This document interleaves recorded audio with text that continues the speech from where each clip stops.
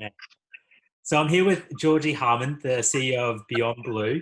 Georgie, I've always been such a massive fan of yours, both in what you're doing in work, but also personally. And you've always been very generous with your reflections on your own relationship with alcohol. And so I thought it'd be great to talk to you about that, and given your position and the work that you do, the intersection between alcohol and mental health. So yeah, thanks so much for taking the time in what must be a crazy period for you to join me. Look, Chris, it's so lovely to see your face. It really is, and you're very generous, and I feel exactly the same way about you. And it's always a pleasure to connect and share what we're both going through, and what we're both doing to support the community. But I think when I was thinking about what I was going to say today, and we started kind of just spitballing this before you pressed record, but how lucky are we to have jobs at the moment, And yes, we're working really hard, but working really hard with purpose, and it just, anyway, that's enough of that. Such a great predisposition, Georgie, and we'll get into what work you're doing right now in response to COVID shortly. But I wanted to just go back, and I'd love to hear about your relationship with alcohol and how it's evolved through the years. I know since taking on the role with Beyondblue, you've gone through your own journey with it, but I'd love, for you to take us back to how you used alcohol in your life in the early days. Yeah, so look, I think, my relationship with alcohol has been a really interesting one, and it's one that I'm still trying to get on top of. I was at university, I was my college drinking champion. Literally, I won the award. And, good times, right? But incredibly destructive, and, it affected my life in a whole range of ways. And I think, I was a very heavy drinker in my 20s. Through my 30s, it kind of slowed down. And then, I turned 50 in December. I know I don't look it. Not at all. That's what I'm hanging on to. But and I've talked a lot about this, in the last few years. But about probably 4 or 5 years ago now, I really started to develop a very unhealthy relationship with alcohol, and that was really around a life event that happened to me, where long-term relationship broke down.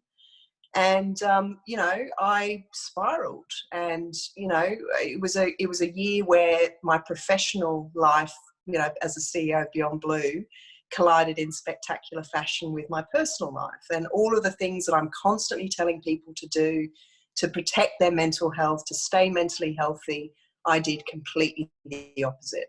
So I was depressed, right? And so what happened to me was I just threw myself into work, working incredibly long hours because I didn't want to go home.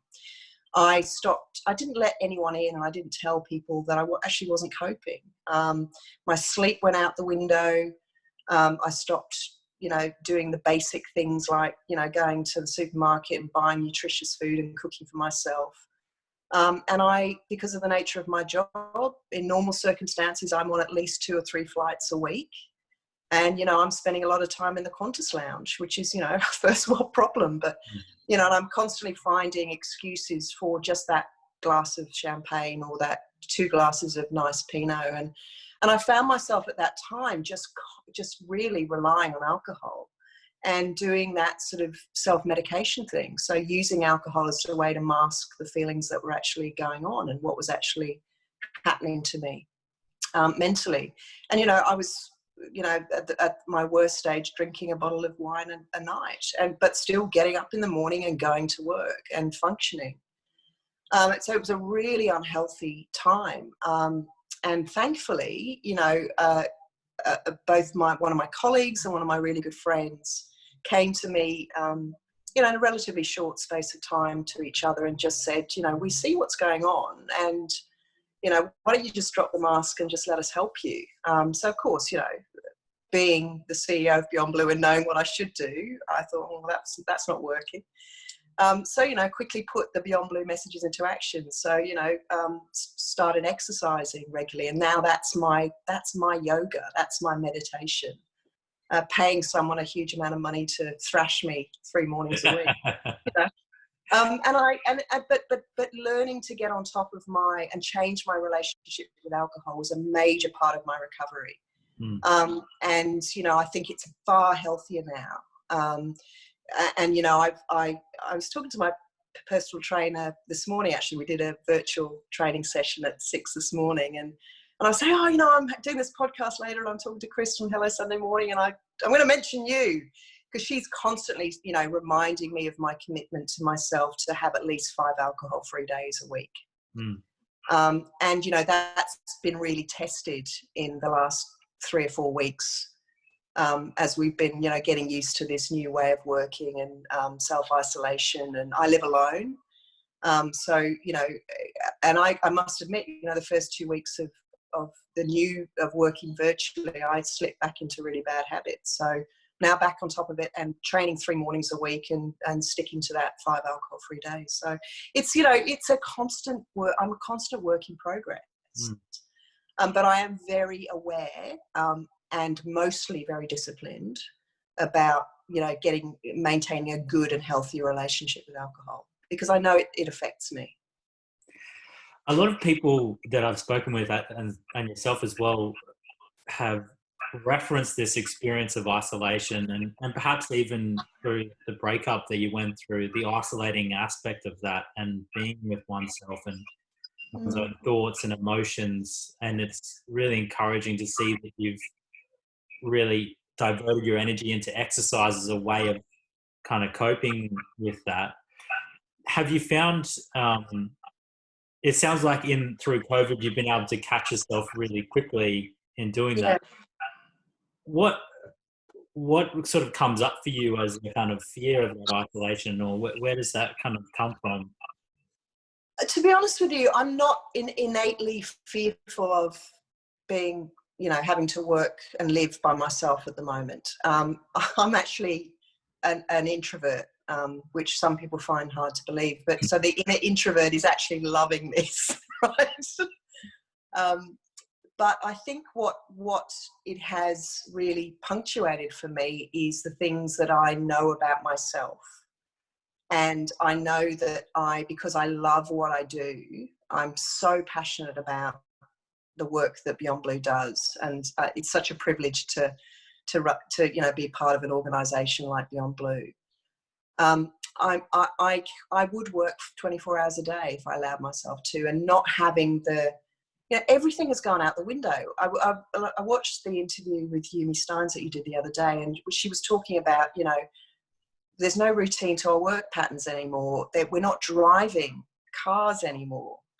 We're all struggling with sleep and stress, and time has sort of gone out the window. And that really resonated with me. So it's not so much the fear of isolation, it's just the fear of me allowing myself to slip back into the patterns that the usual structure of life stops me from slipping into. So, I'm having to do things very consciously and mindfully about setting new routines. And, that first 2 weeks of isolation where it was so busy, and, getting used to this new way of working, and, working with video conference all the time, it's actually exhausting. I literally found myself one morning, I think I had my first radio interview at 6 a.m. or something. And I just literally threw myself out of bed and went live on radio. And then the day just went. And I rolled from one thing to another. And I got to about 5 o'clock and I hadn't brushed my teeth or brushed my hair. And which is pretty disgusting. So what I did is I actually, after that first 2 weeks, where I was absolutely buggered by the end of it, I used that weekend to reset, and I did really simple things like I reorganized my workstation. I went and bought a whiteboard from, Officeworks, and just to get some structure, and I wrote myself a list and this is a list for Georgie, not a list for the CEO of Beyondblue, but the first of those things that I have to do every day is brush my teeth. Yeah. You know, and it's literally really simple things. So, you know, there's new routines and rituals that I'm setting myself, both personally and professionally. And one of the ones, for example, that I'm doing professionally is I'm actually putting on decent sort of work-ish clothes, you know, business up top, party down below. I'm not showing. But every morning I put on my Beyondblue badge. And for me, that there's a psychological switch to, right, I'm now in work mode. And then when I finish, I take it off. So it's just, you know, it's the simple things right now. And that's the advice we're giving the community. The simple things and setting new routines and keeping as many rituals as possible, but doing them in different ways using technology. And that's probably a great point to talk about Beyondblue specifically. I mean, it sounds like this. The organisation is really the go-to organisation for mental health in Australia in a really big way. And yeah, what has been the kind of response as an organisation towards the issue, and what do you see the next few months looking like for Beyondblue? It's a really good question. Let's just go back to your first statement. Yes, Beyondblue is, you know, a really well-known organisation. I call us the big blue door. There's so many people that actually come to us when they're starting to struggle that have never reached out for help before. And we can help navigate them to, you know, more specialist services and things like that. But, you know, there's other fantastic organisations working just as hard and long hours and are just as, you know, well-known as Beyondblue. And I just want to acknowledge them. But so back to Beyondblue, from the very early days of when we started to realise that this was going to be different, we really got on the front foot in terms of our communication. And I think what's been really important in that, you know, doing traditional media, but also social media and, you know, just generally podcasts, webinars, let's keep it really simple. Let's bring the unprecedented stress and anxiety that is very real, that we're seeing in volumes and prevalence that we have never seen before. In times like this, you need to keep it really simple. You need to break down really complex, a really complex set of messages and a huge volume of messages and information into what are the 3 things that you can do. So, you know, we've been talking about, you know, not social distancing, but physical distancing and social connection. You need to stay connected with your loved ones, with your work colleagues, with your friends, but you're going to have to do that in a different way. And let's get creative about that. Get enough sleep. You know, we're talking a lot about hand hygiene. Sleep hygiene is really important. And then, you know, the physical exercise, as much as we can, we need to stay active, even if and get outside, even if it's on a balcony every day, and breathe in the fresh air. And, you know, and also, you know, diet is also very important. So those are really simple messages. And at a time when we're all losing our control, you know, as human beings, we're hardwired to feel in control. These are the things that we can control. You know, we can choose to eat healthily. We can choose to buy vegetables instead of processed foods. We can choose to not binge buy toilet paper and alcohol. You know, we can choose. Everybody can do varying forms of sit-ups and press-ups in their home and apartment. You know.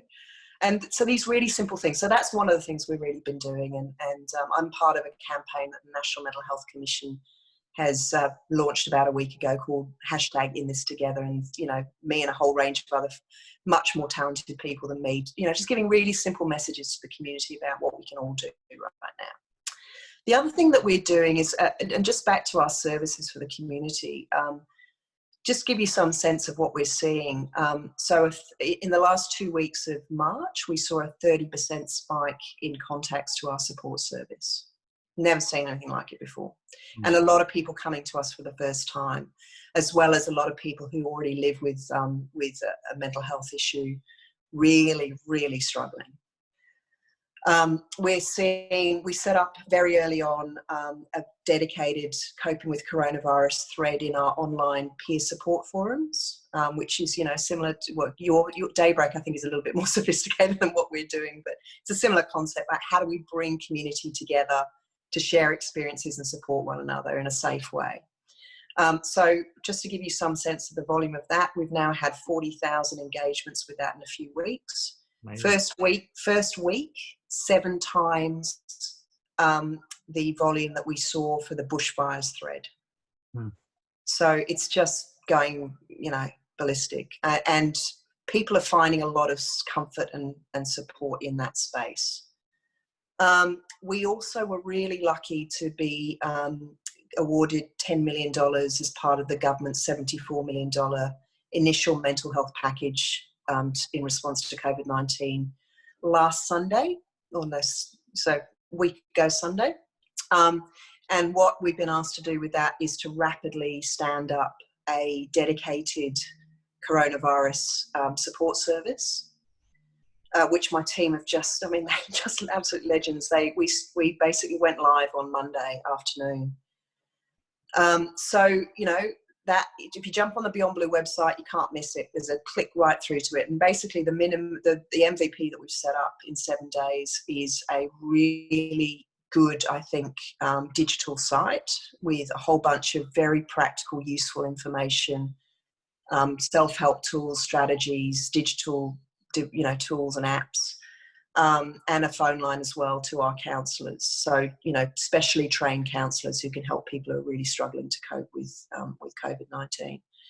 And we will constantly iterate and develop and add new channels and add new content, and based on what people are saying they want, not what we think they want. So it won't be a static service. We'll continue to enhance it over the coming weeks and months.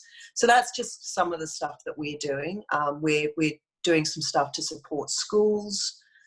We've put out a dedicated resource for teachers and early learning services professionals, which I think we've had 65,000 views of in a couple of weeks.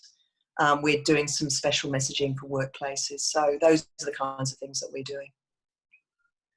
Amazing. I think I might have just lost your... There we go. You're back on the video. Sorry. Someone called me. I don't know how to stop that. It's an amazing response, and the speed of which you've been able to do it. Really commend you and your team to be able to adapt like that. It's really phenomenal. When you look at, and you think about these crises that we've had the bushfires, which I'm sure, as you said, there's been an inundation of need within a specific part of the community and quite a large part of the community. Something like this affects every single person. It's a real paradigm shift. And when you take a step back and think about the kind of implications of something like that and the mental well-being of an entire nation, what do you see as the opportunities really for people? And I know you said we're really lucky to have jobs, and a lot of people are going through some even greater fundamental shifts in their life. When you think about it from a philosophical standpoint, what do you see this opportunity as being? Look, I think there's several, and it's a debate that I'm having both internally and with my team. We're talking a lot about at the moment is, there's a sense that we're just going to kind of return to normal, and I don't think we necessarily should. Certainly from the perspective of how we connect with and support the community. And I come at that from several different angles. So take, for example, the government's fantastic response to basically provide universal coverage for telehealth access, which was announced as part of the package last Sunday. I mean, we and many others have been advocating for years to have that kind of system set up and funded. So now every single mental health professional in Australia, psychologists, psychiatrists, GP, can provide ongoing mental health support, that continuity of care to their patients and people using Skype, using the phone. And that solves a whole bunch of really systemic barriers to help seeking, like affordability, like availability, like, you know, I've got a full-time job and I find it really difficult to go and see a service between the hours of 9 to 5. The distribution of our mental health workforce, you know, which is heavily skewed towards the cities and the wealthier suburbs, and, you know, rural and remote and regional Australia continue to miss out. So, you know, and I think there's a benefit to both sides of the ledger. It's a win-win for both providers and professionals and patients and people. So I think that is a phenomenal shift. And as I said, you know, years of advocacy was resolved in a matter of weeks. Yeah. It's amazing shifts like that. And you know, we're thinking about that from Beyondblue's perspective. And we are so a lot of our services and supports are already delivered virtually through our, you know, digital platforms, through apps, through you know, our counsellors who work remotely from home, and can be accessed on the phone by web chat or email. So we were actually, the kind of shock to us was actually not as great as it has been for other services who use more traditional means. And when I say all of this, of course there is no replacement when it's needed for face-to-face support.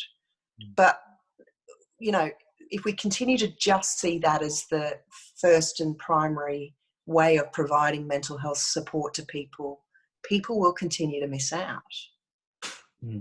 So that's one thing. I guess the other thing for me is, you know, and it's something I'm starting to see more and more in the kind of themes that are coming through our online forums, is that there's been this paradoxical, not for everybody, but for many people who have lived for many years with really severe and crippling anxiety, they haven't had a panic attack since this thing started. And the kinds of things they're talking about is, when you live with anxiety, a lot of that is living in a constant state of anticipation that something terrible is going to happen that you can't control. And I read this lovely quote by someone a couple of nights ago who said, the worst has already happened. Yeah. And in fact, I'm now the support person for many of my friends who've never experienced any anxiety or stress before. Because and I've got the tools in my toolkit, because this is my normal. So I think, you know, but that's not everybody. And we're also seeing people who live with anxiety and depression who are really doing it tough and really struggling. But I think where I take that next is, perhaps we will shift our attitude and empathy towards people who live with mental health issues, and start seeing them as the experts that they are, and start seeing them as the coaches that can actually coach us through how to manage the stress that many people and anxiety that many people are feeling right now and have never felt before. So, you know, will that change stigma? Maybe. Will that shift attitudes towards, you know, stigmatizing attitudes, discriminatory attitudes? Possibly. I hope so. So really beautiful vision. I just want to finish with something more on the personal. What's, you know, leading into your own personal edge? What's next for you in terms of what you're working on with your mental health? And what's your hope for that around the future? Look, to me, it's about, you know, it's just about keeping on doing the things, the setting the new patterns, because I think we're going to be doing this for a while, right? And for me, what I know keeps me mentally healthy is, you know, keeping connected with my friends and family. You know, all of my family are overseas back in the UK, so we've got a WhatsApp chat and we're, you know, sharing memes like you wouldn't care to imagine. But you know, I in a sense, I've never felt more connected to them, and because I am in such regular contact. You know, we're constantly, you know, every day, you know, our worlds are reversed in terms of day and night, or morning and night, but you know, we're constantly checking in with each other and sharing silly stories and telling each other what our days have been like. So I think that's really important. And I think, you know, will that drop away when all this perhaps shifts? I hope not. I need to stay really disciplined about those 5 alcohol-free days at a minimum. I need to keep disciplined about my 3 training sessions a week. And I need to, you know, get better sleep. Sleep is so important. And, you know, and the correlation between use of alcohol and sleep patterns, you know this, all of your, you know, your community know this, but, you know, I really notice it. I did, you know, a month's no alcohol a few months ago, and literally within a week, I was just like, wow, I'm sleeping so much better. So those are the things that I'm desperate to hang on to, and I hope I can. And don't forget to brush your teeth. And don't forget to brush my teeth. I'm never gonna live this down. I can't believe I told you that. Georgie, thank you for sharing us your time, and wish you all the best in the next chapter for Beyondblue. Thanks so much, Chris. You too.